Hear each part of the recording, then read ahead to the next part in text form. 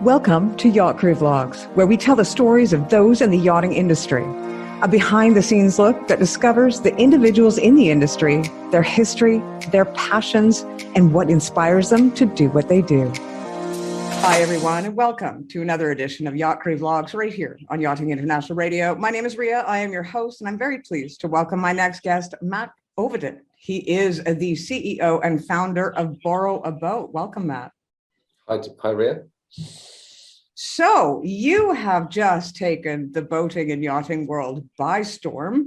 Your company started up in 2017, and now you have somewhere over the number of 3,000 investors. You've raised over 7.8 million pounds in funding, in crowdfunding, actually, and you're just taking off.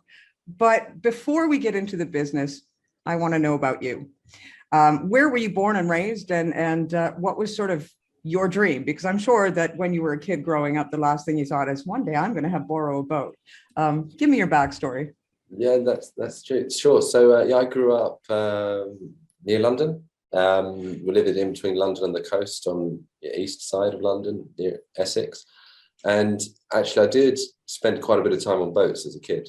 Yeah, from age 2, 3 onwards, just always on the water, speed boats, water skiing, wakeboarding, sailing, racing, sailing catamarans, and then learning to sail bigger boats. But that was just something that I always thought was just part of my childhood. And I grew up and studied, went to university, trained to become a mechanical engineer. I'm a chartered mechanical engineer was the route I'd gone down.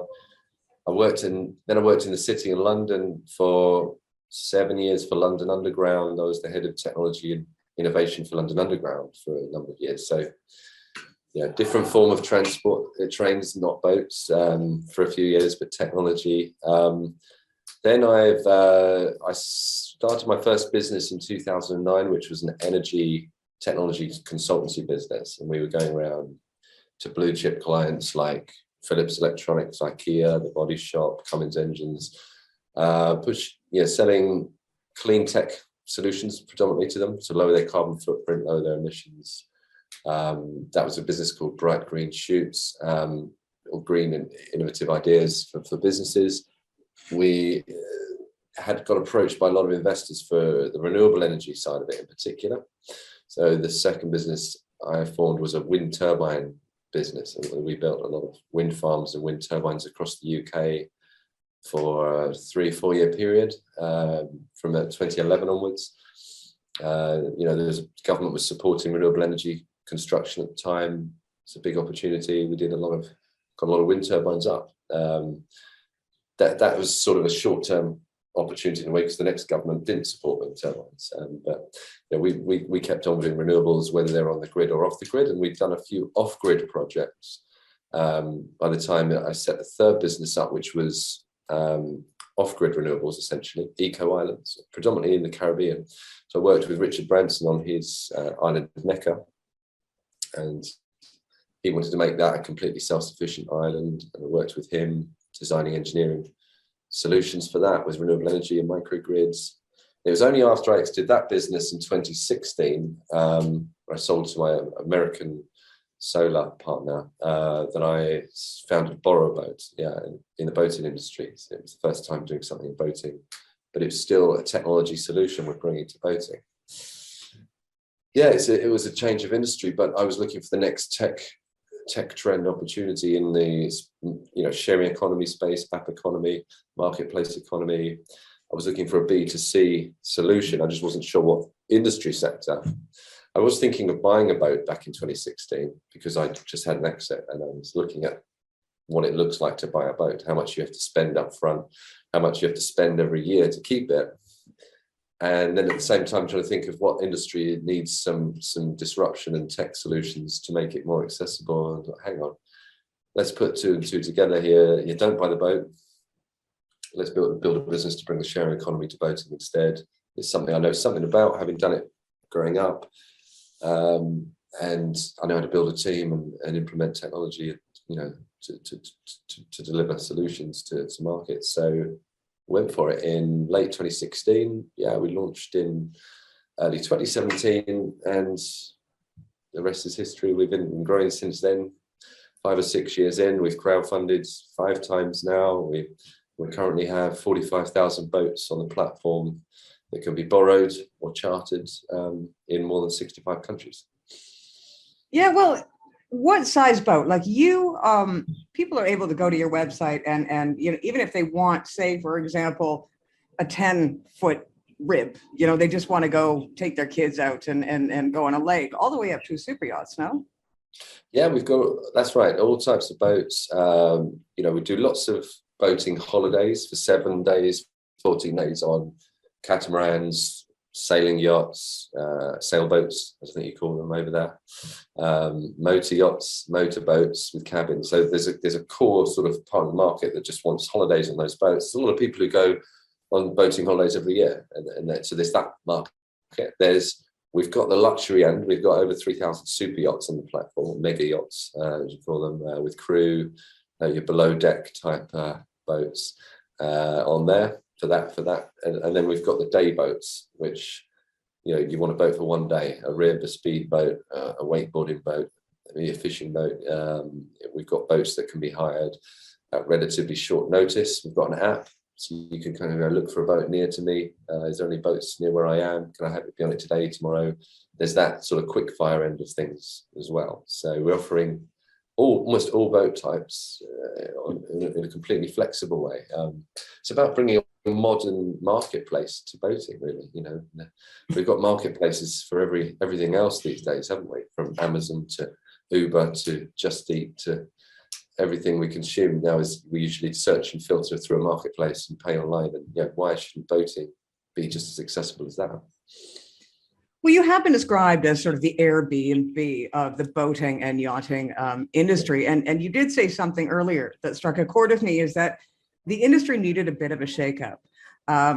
What was it about boating and yachting that you thought, okay, the way things are right now, it's not working, and I'm seeing a trend, and I'm seeing there's a need for a change, and I'm seeing there's a need for easier access. What was it specifically that said, this is going to be a winner? Yeah, well, I could see the charter market kind of being not fit for purpose at the time.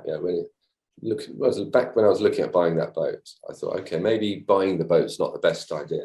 Maybe I'll just charter boats. Let's see what's out there. And back in 2016, you couldn't charter a catamaran in the UK in 2016 at all for a start. And I was looking at buying a catamaran. So straight away, hang on, I can't even charter one of these in the whole country. That's odd, even though I can see them all around me in the marinas, not being used very often. A lot of boat owners happen to be very busy people who don't have the time to use their boats as much as they would like. It tends to be a characteristic of it. And if you speak to boat owners, sometimes a lot of them are sometimes sort of complaining about the cost and the issues and then they don't get to use it as enough. So they can be a little bit of a dissatisfied group, the actual boat owners. And these other people like me and you and others who might want to borrow those boats and would pay good money to, but who can't. And then those boats weren't available. And then there were some charter companies. Yeah, we looked in other parts of the world. There were charter companies, of course, offering boats, but often sometimes a minimum of 7-day charter, things like this. Flexible, rigid, whereas the modern consumer has a certain expectation now, don't we? We expect choice. We expect flexibility. We want it how we want it. We want to put the dates in. We want it near us. We want it now. We want to pay online.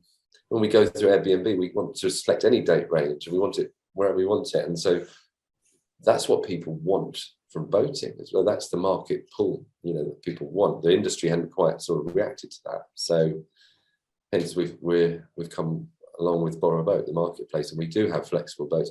And the reason we get compared to Airbnb a lot is because we were the first ones to offer peer-to-peer charter in the UK. So privately owned private boats can be listed for charter on the platform for the first time. So if you're a private boat owner, don't get to use your boat enough, you can say, I'm going to insure it for charter and I'm going to list it on Borrow a Boat.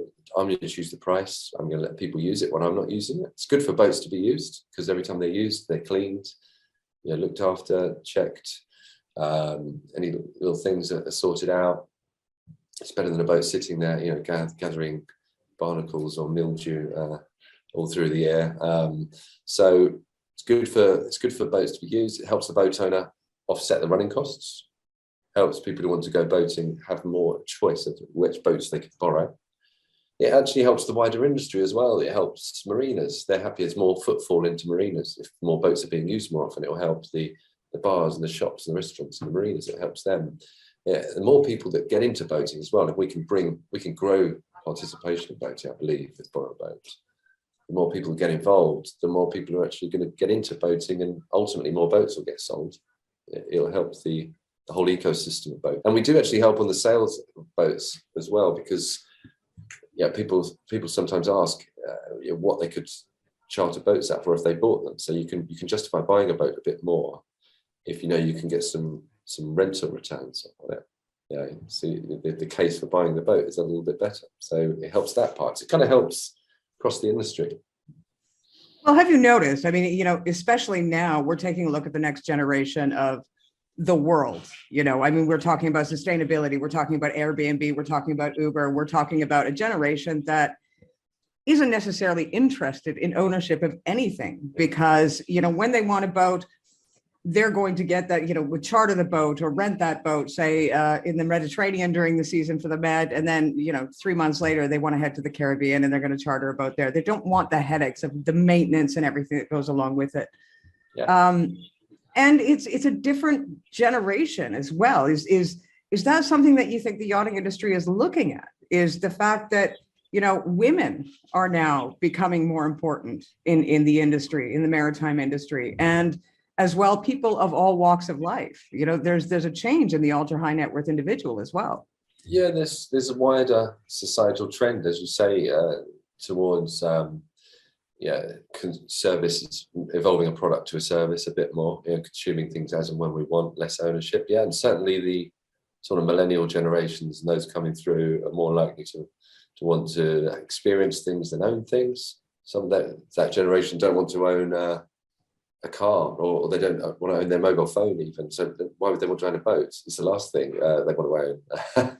So, but boat ownership, though, if you look more widely, has generally been in decline gradually for a number of decades. I think boat ownership peaked back in the 1980s. But the desire to go boating is just as strong. So we needed to have other models for going boating. The boating industry knows this. I think in British Marine, the UK have certainly been thinking about this a bit, and how to grow participation, and how products like Borrow a Boat can help in that. We can help people access boating without committing financially too much. You don't have to buy a boat to use Borrow a Boat. You don't have to pay a membership fee to use Borrow a Boat. There's no joining fee. We're not a club that's going to tie you in to a monthly payment. We're pay as you go boating, and it's simplest. You can pay for what you use. You don't have to be able to sail. You can have a skipper on any boat. It's got to be the most simple, accessible way to go boating.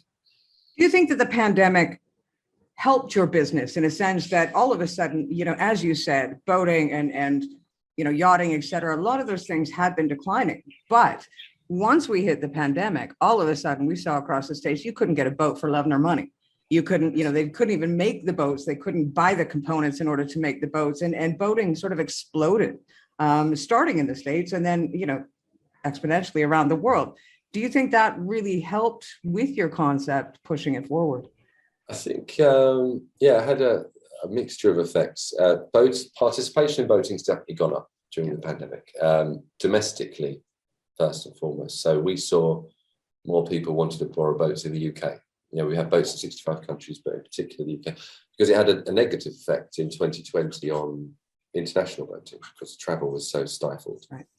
We sell a lot of charters in the Mediterranean and the Caribbean. They're the biggest two boating areas in the world, and we couldn't do that as much. So we were selling more domestic boating charters. So British charters to Brits, American charters to Americans, Australian charters to Australians. But there has been definitely a widespread uptick in participation, which can only be a good thing.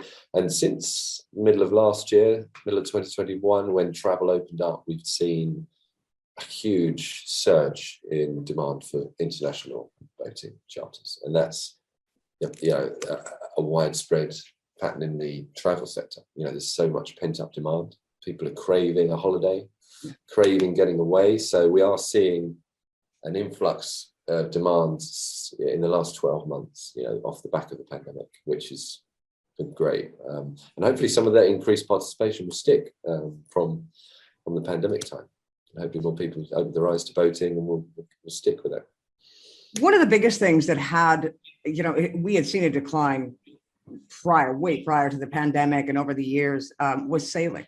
Sailing had really, even younger kids, there was sort of no next generation coming up in sailing even. Have you seen an increase in those that are interested in sailing, those that, are wanting to learn how to sail and perhaps, give that aspect of the marine industry a push into the future? That's an interesting comment. Yeah, we've seen, so I think it's different in the US to the UK actually. Well, we've seen the recent water sports participation survey data over here, and all forms of boating are up, including sailing. I mean, the fastest growing water sport in the world is supping. There's no surprises there, right? But all forms are up.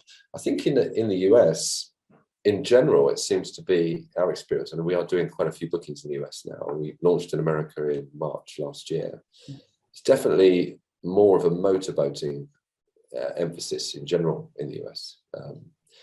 It's different slightly different characteristics to the market. I think sailing has less of a place in the US in general. You're saying you've seen that decline. Perhaps it has been steadily declining over there a little bit. Maybe it was always sort of because you've got more emphasis on things like fishing charters in the US, and there's all motorboats and more motorboats. Whereas the sailing around the archipelagos of Europe tends to be more on the Europe and Caribbean. But there's a bit of sailing in Chesapeake Bay, and we go to the Annapolis Boat Show and see a lot of sailboats there. But I think in general there's a little bit less as a proportion of boating in America. But still, similar. It's still quite a strong percentage of it in the UK is sailing. Well, and Canada has been notorious for being very, very difficult in order to charter yachts. I mean, the weather isn't very conducive, honestly, 12 months out of the year to charter a yacht and go and sun yourselves on deck. But of course, they do have the Northwest Passage and that kind of thing. Have you seen, and now we're seeing a lot of people that are really interested in expedition yachts and going where no man has gone before. Are you seeing an interest in those that are wanting to, charter or rent out of Canada, perhaps do the Northwest Passage, perhaps do those places that aren't the traditional Caribbean or Mediterranean? We do have a Canadian, we launched in Canada as well, just after US. We get a lot of requests from Canadians to go to the Caribbean. Yeah, a lot of Canadians do to offset the weather, maybe.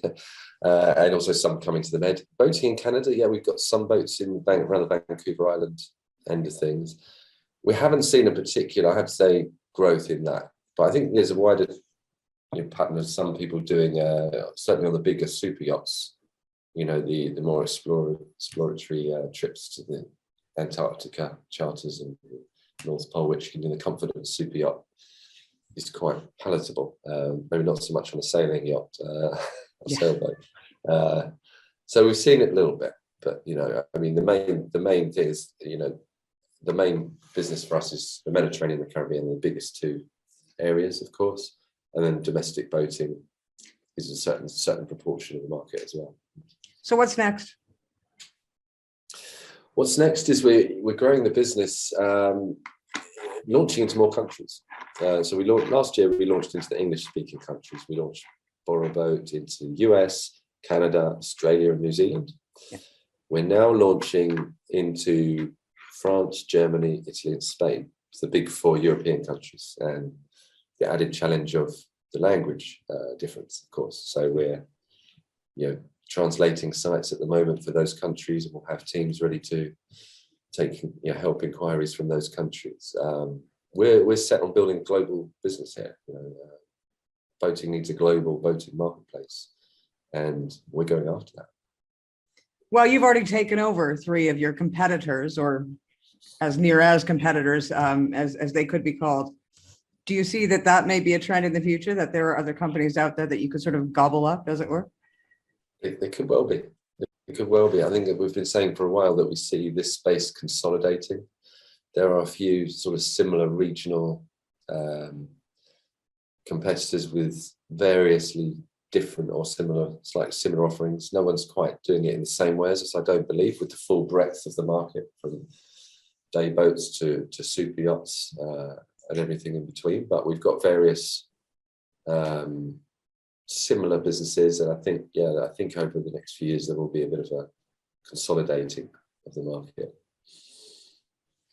Right. Well, Matt, I have to say thank you ever so much for your time. It's been extremely interesting because, this industry is moving, and it's moving fast, and probably faster in the last couple of years than it has done in the past decade.